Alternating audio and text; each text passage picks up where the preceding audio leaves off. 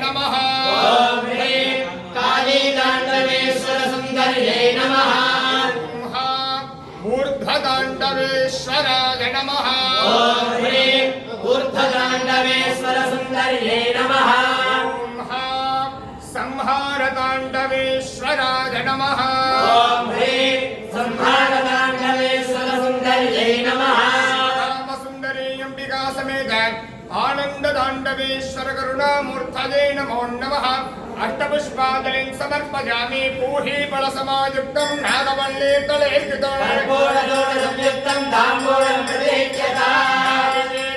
विशेष फलवर्गान् च निवेदयामि। नैवेद्यानन्तरमाचमनीयं समर्पयामि।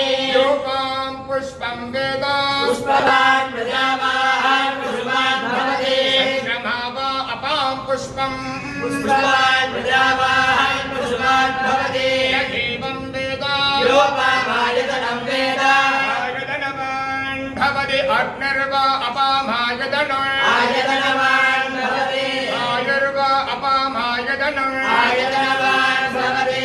असौ वै तपैरपामायतनम् आयतनवान् भवति। चन्द्रमा वा अपामायतनम् आयतनवान् भवति। नक्षत्राणि वा अपामायतनम् आयतनवान् भवति। अर्धयो वा अपामायतनम् आयतनवान् भवति। संवत्सरो वा अपामायतनम् आयतनवान् भवति। यत्संवत्सरस्यायतनं वेद आयतनवान् भवति। आपो वै संवत्सरस्यायतनम् आयतनवान् भवति। यदेवं वेद